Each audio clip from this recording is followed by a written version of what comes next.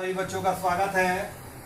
गृहम शून्यम सुताम बिना, अर्थात घर पुत्री के बिना, बेटी के बिना कुछ नहीं है। मतलब नीरस है, घर वो घर नहीं है। यही शिक्षक के कहने का भाव है और लगातार हम लोग पढ़ रहे थे।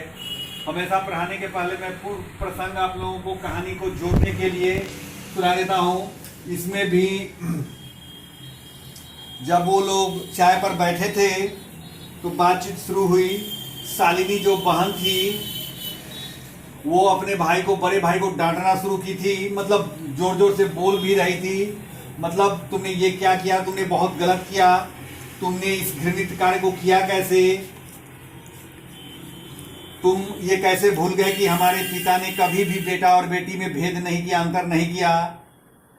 वो हमेशा ही हम लोगों के सामने मनु स्मृति, जो एक बहुत बड़ा की मतलब धार्मिक ग्रंथ है, उसके पंक्तियों को बार बार हम लोगों के सामने कहते थे कि पुत्र और पुत्री में कोई अंतर नहीं है, दोनों एक जैसे हैं। अभी भी तुम जब आए हो ऑफिस से तो घर में गए हो तो सबसे पहले कपड़ा बदलने के बाद किसकी पूजा करने गए हो?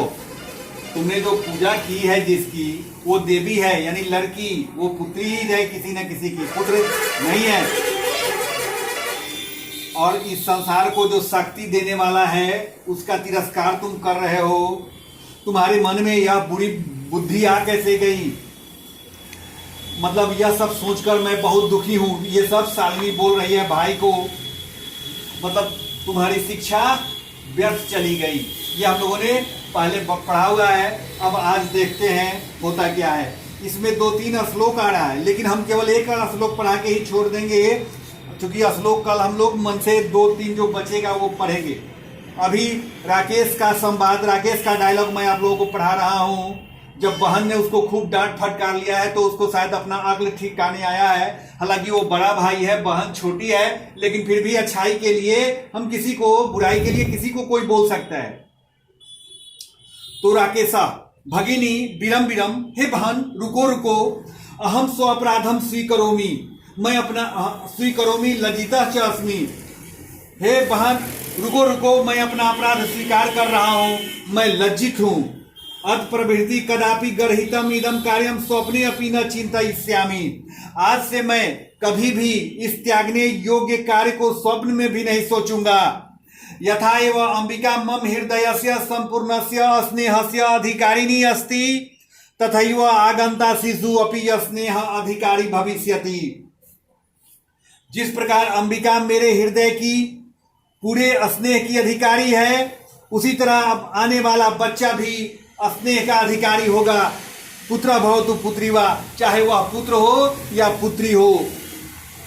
अहम स्वगर्हित चिंतनम प्रति पश्चाताप मग्न अस्मि, मैं अपने मन के द्वारा मन के द्वारा सोचे गए त्यागने योग्य कार्य को के प्रति सोचकर बहुत ही पश्चाताप में मग्न हूं। अहम कथम विस्मृतवान, मैं यह कैसे भूल गया?